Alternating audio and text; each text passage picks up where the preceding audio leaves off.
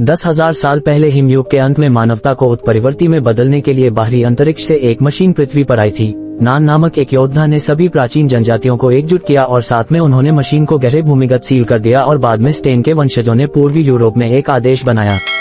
Machine के ज्ञान को मिथकों और द क्रॉनिकल्स की पवित्र पुस्तक में जीवित रखा गया है। हालांकि वर्ष 277 लोग मशीन के बारे में भूल गए हैं और पृथ्वी के प्राकृतिक संसाधन समाप्त हो गए हैं। दुनिया अब 4 निगमों द्वारा नियंत्रित है जो युद्ध में लगे रहते हैं। यूरोप में बचे हुए कुछ संसाधनों पर नियंत्रण पाने के लिए एक दूसरे के साथ बोहाउस कॉर्पोरेशन कैपिटल कॉर्पोरेशन के खिलाफ एक और लड़ाई के लिए तैयार हो रहे हैं, इस बात से अनजान कि वे उस क्षेत्र में लड़ रहे हैं जहां मशीन दबी हुई थी। कमांडर स्टीनर ने अपने लोगों को आगे बढ़ने का आदेश दिया। दुश्मन पर तोपखाने से बमबारी करते समय कैपिटल कमांडर नाथन अपनी टीम को बहादुर बनने और हार न मानने की याद दिलाते हैं। हालांकि कैपिटल पक्ष में मूड अविश्वसनीय रूप से खराब है क्योंकि वे पहले ही कई सैनिक खो चुके हैं और उनकी संभावना बहुत अच्छी नहीं है। सार्जेंट मिच ने कमान संभाली। हर गिरे हुए आदमी के कुत्ते के टैग उस पल में उनकी स्मृति का सम्मान करने के लिए दृढ़ थे। धनुष ने अपने टैंक भेज दिए, इसलिए कैपिटल ने एक बड़ी तोप के साथ जवाबी हमला किया। एक और लड़ाई शुरू हुई और परिणामी विस्फोटों से उस स्थान का पता चलता है जिसके नीचे मशीन दबी हुई है और यहाँ तक कि हैच को भी तोड़ देता है, लेकिन कोई नहीं नोटिस भी हाउस हथगोले और जहरीली गैस के साथ प्रतिक्रिया करता है जो तेजी से राजधानी की खायों में फैल जाती है। तुरंत उन सभी सैनिकों को जहर देती है जो जल्दी से अपने मुखौटे पहनने का प्रबंधन नहीं करते हैं। जल्द ही धनुष घर के सैनिक राजधानी की खायों में घुस जाते हैं और दृष्टि में आने वाले हर सैनिक को मार देते हैं।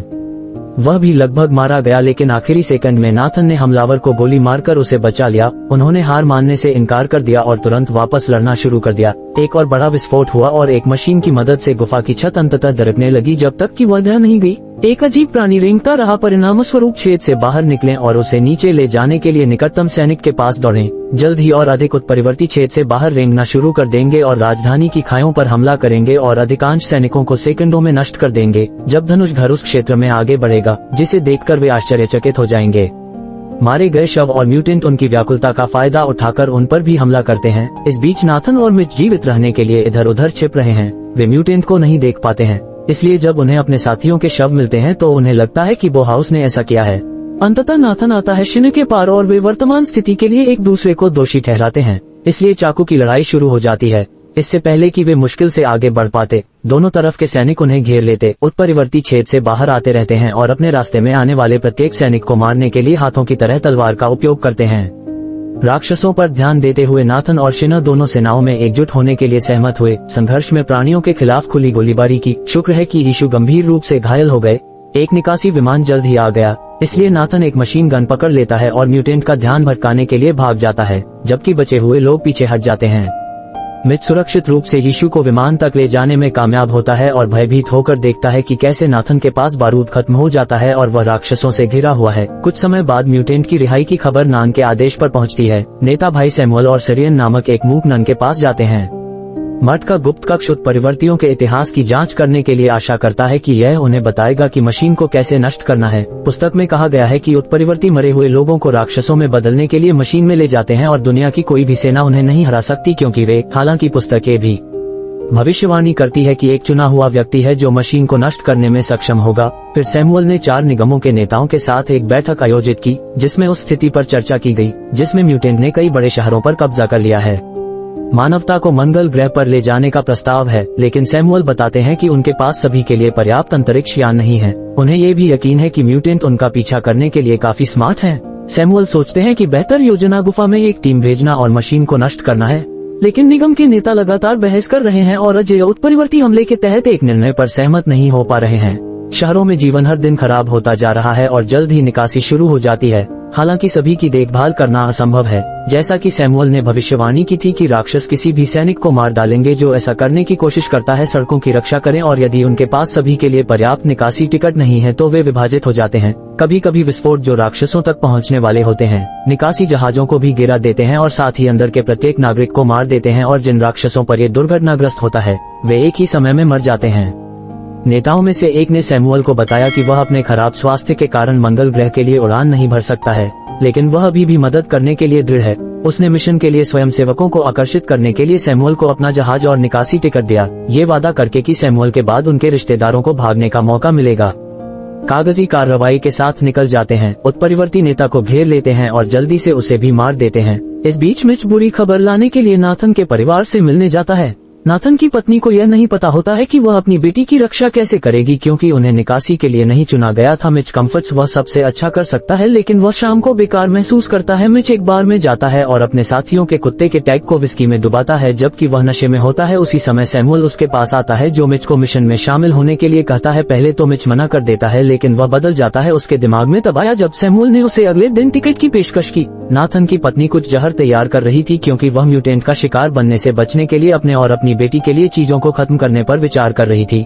हालांकि मिच ठीक समय पर आता है और उसे टिकट देता है ताकि वे कुछ समय के लिए बच सकें। बाद में सैमुअल ने भयंकर योद्धाओं की एक छोटी सी टीम इकट्ठा की जो योजना पर चर्चा करने के लिए मिशन में शामिल होने के लिए सहमत हुए। उन्हें भूमिगत सुरंगों की एक श्रृंखला से गुजरना होगा और केंद्र में एक विशेष बम लगाना होगा जिसे एक कुंजी के साथ सक्रिय किया जाना चाहिए मशीन में। लेकिन उन्हें यकीन नहीं है कि सैमुअल सोचता है कि चुना गया व्यक्ति टीम में है और समय आने पर समस्या का समाधान कर देगा। फिर शिना समूह को एक सेल में ले जाता है जहां सेना ने दूसरों को मारने का तरीका सिखाने के लिए एक उत्परिवर्ती को बंद कर दिया है। ये सेरियन उत्परिवर्ती को मारने के लिए अपने महान कौशल का प्रदर्शन करता है, जबकि शिना एक सूची बनाता है। एक फास्फोरस बम, गोलाबारी या सही जगह पर निशाना लगाने वाली तलवार चाल चलेगी। क्योंकि प्रदर्शन में उत्परिवर्ती मर जाता है, मिच सोचता है कि उसने प्राणी को एक सेकंड के लिए मानव में बदलते देखा है। इसके बाद टीम हथियार और आपूर्ति इकट्ठा करती है और विमान में चढ़ने से पहले जाने के लिए तैयार हो जाती है। उन्हें पवित्र तलवारों का एक सेट मिलता है। एयरशिप काफी हिलती है लेकिन उड़ान के दौरान सुरक्षित रूप से उड़ान भरने में सफल होती है। टीम उन प्रियजनों के बारे में कहानियां साझा करती है जो उन्होंने दिए थे। अचानक उन्होंने देखा कि एक नागरिक जहाज उनकी ओर आ रहा है, इसलिए उन्होंने उनसे संपर्क करने की कोशिश की और उन्हें रास्ता बदलने के लिए कहा, लेकिन कोई जवाब नहीं मिला। ये पता चला कि नागरिक विमान को उत्परिवर्ती द्वारा अपहरण कर लिया गया है, इसलिए सैमुअल के समूह ने कुछ के बाद उन पर गोलीबारी शुरू कर दी। असफल शॉट, वे बादलों में दुश्मन के जहाज का ट्रैक खो देते हैं, लेकिन अचानक उनका वाहन उनके वाहन की चपेट में आ जाता है और एक बड़े विस्फोट के साथ विमान में आग लग जाती है और टीम को एस्केप पॉड की ओर भागने के लिए मजबूर होना पड़ता है जो फंस गया है और जहाज को अलग नहीं कर पा रहा है। पायलट गंभीर रूप से घायल हो गया है और अपनी आखिरी सांस में मैनुअल लीवर का उपयोग करता है जिससे एस्केप पॉड अंततः ढीला हो जाता है।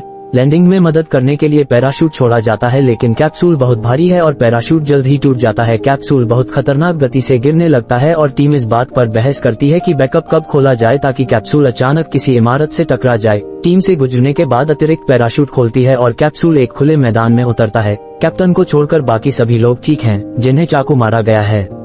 छर्रे का बड़ा टुकड़ा और बचाया नहीं जा सका। मिच ने उसे एक ग्रेनेड दिया और जैसे ही समूह चला गया उन्होंने विस्फोट सुना जो कप्तान को मारता है। कुछ ही क्षण बाद टीम खुद को म्यूटेंट के कब्जे वाले शहर को पार करते हुए पाती है, इसलिए वे यथासंभव सावधानी से आगे बढ़ते हैं। हालांकि मिच नोटिस में बताया गया है कि यहाँ निकासी ठीक से नहीं हो रही है क्योंकि दो सैनिक लोगों को चढ़ने देने और शिकायत करने वालों को मारने के लिए भारी मात्रा में पैसे मांग रहे हैं। फ्यूरियस मिच सैनिकों का सामना करने के लिए भीड़ के बीच से अपना रास्ता बनाता है और जब वे सहयोग करने से इनकार करते हैं तो वह एक को मार देता है।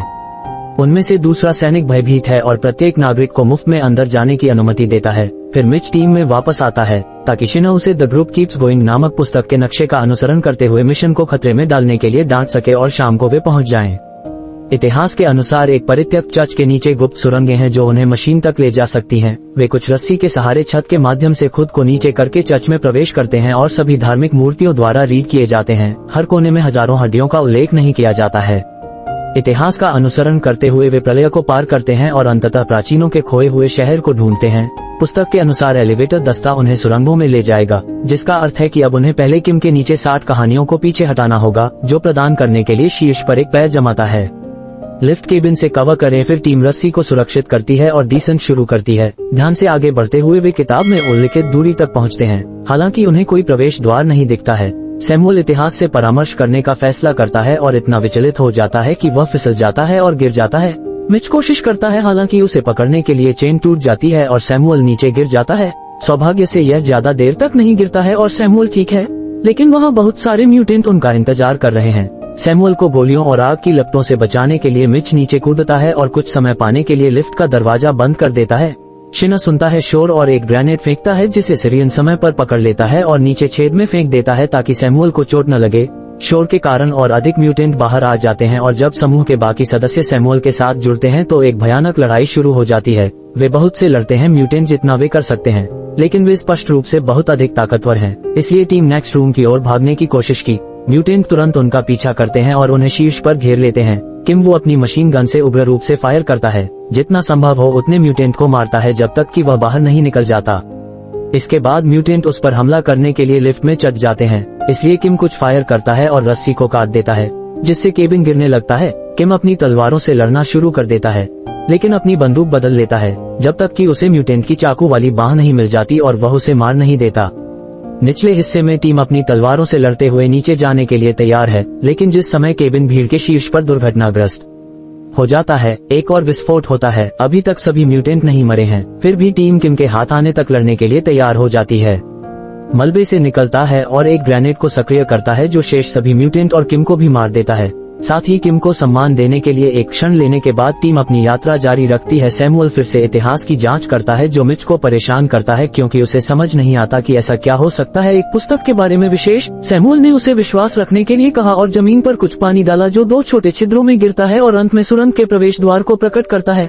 समूह जल्दी से इसे पार करके दूसरे कमरे में पहुंचता है जहां वे दीवार के किनारे किनारे पर सावधानी से चलते हैं। राक्षसी आरएस को उनके नीचे देखते समय म्यूटेंट घायल लोगों को मशीन में खींच रहे हैं और मिच पीड़ितों के बीच नाथन को देखकर चौंक जाता है। शिना अनुमान लगा सकता है कि मिच उसे बचाने के लिए उसे बचाना चाहेगा, लेकिन मिच वैसे भी चला जाता है। फिर शिना उसे गोली मारने पर विचार करता है उसे रोके, लेकिन वह खुद को ऐसा करने के लिए नहीं ला सकता है और इसके बजाय दूसरों के साथ आगे बढ़ता रहता है। मिच नीचे चढ़ता है और एक स्टेलेक्टाइट को गोली मारने के लिए चारों ओर छिपता है जो उत्परिवर्ती को मारता है जो एक बहुत कमजोर और खून बह रहा नाथन को खींच रहा है। फिर दोस्त अंततः फिर से एकजुट हो जाते हैं और मिच नाथन को सुरक्षा के लिए ले जाता है। नाथन अपने परिवार के बारे में पूछता है तो मिच उसे बताता है कि वे अब मंगल ग्रह पर हैं क्योंकि वह अपनी पत्नी को जानता है और ठीक है, नाथन शांति से मर सकता है, इसलिए उसने मिच से उसे छोड़ने और मिशन खत्म करने के लिए कहा और अंततः अपने दोस्त को स्वीकार कर लिया। दर्द मिच ने उसे उसके दुख से बाहर निकालने का फैसला किया। इस बीच टीम के बाकी सदस्य इसे एक संकीर्ण पुल पर ले जाते हैं जिसे उन्हें म्यूटेंट को सचेत करने से बचने के लिए जितना संभव हो सके चुपचाप पार करना चाहिए। अचानक एक कंकड़ गिरता है और जब हर कोई शिना फिसलन की जांच करने के लिए चारों ओर मुड़ता है और अंतिम क्षण में फॉल्स बमुश्किल खुद को रोक पाता है। उसके चिल्लाने से म्यूटेंटों को उनकी उपस्थिति का पता चलता है। स्टीन ही बम ले जा रहा है, इसलिए सेवरन सावधानी से किनारे पर लटक जाता है ताकि स्टीन फॉल्स के नीचे से उसे ले सके जहां उस पर म्यूटेंट द्वारा हमला किया जाता है। असिना गोली चलाता है और अपना बचाव करने की पूरी कोशिश करता है। सैमुअल सोचता है कि उन्हें उसे छोड़ देना चाहिए और मिशन पर आगे बढ़ना चाहिए, लेकिन अन्य लोग मना कर देते हैं और उसकी मदद करने के लिए कूद पड़ते हैं। एक भयावह लड़ाई शुरू होती है क्योंकि टीम अपनी पूरी ताकत से राक्षसों से लड़ती है, लेकिन बस कुछ ही होता है। बहुत सारे म्यूटेंट हैं और इतनी बड़ी सेना के खिलाफ जाना असंभव है। टीम का प्रत्येक सदस्य बुरी तरह से घायल हो जाता है और दुख की बात है कि सैमुअल एक विस्फोट में मारा जाता है, उनमें से एक को भी जला देता है। फिर म्यूटेंट सभी शवों को मशीन में खींच लेते हैं। कुछ मिनट बाद में चाहता है और जीसस कुत्ते का टैग पाकर वह बहुत निराश हो गया। अचानक उस पर एक उत्परिवर्ती ने हमला कर दिया जिसे उसने सेरियन की चेतावनी के कारण तुरंत मार डाला। नन छिपने में कामयाब रही थी और वह चेतावनी पहली बार थी जब उसने वर्षों में बात की थी।